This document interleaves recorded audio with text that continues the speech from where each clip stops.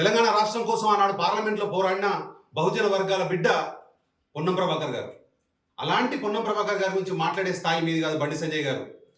ఈరోజు గౌరవనీయులు శ్రీ ముఖ్యమంత్రి రేవంత్ రెడ్డి గారు గారి ప్రజాపాలనతో విరాసిల్లుతున్న కాంగ్రెస్ ప్రభుత్వంలో అత్యంత ప్రజలతో మమేకమవుతున్నటువంటి వ్యక్తి మంత్రి శ్రీ పొన్నం ప్రభాకర్ గారు.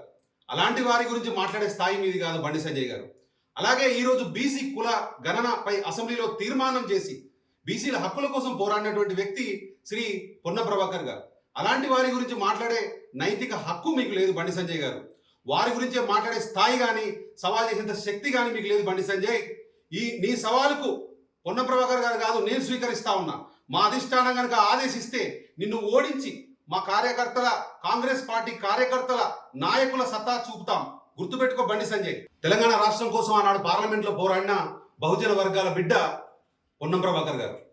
అలాంటి పొన్నం ప్రభాకర్ గారి గురించి మాట్లాడే స్థాయి మీది కాదు బండి సంజయ్ గారు.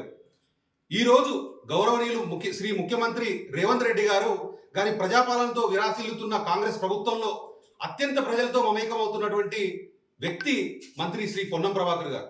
అలాంటి వారి గురించి మాట్లాడే స్థాయి మీది కాదు బండి సంజయ్ గారు.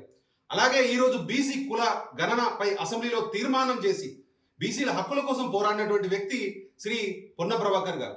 అలాంటి వారి గురించి మాట్లాడే నైతిక హక్కు మీకు లేదు బండి సంజయ్ గారు. వారి గురించే మాట్లాడే స్థాయి కానీ సవాల్ చేసేంత శక్తి కానీ మీకు లేదు బండి సంజయ్.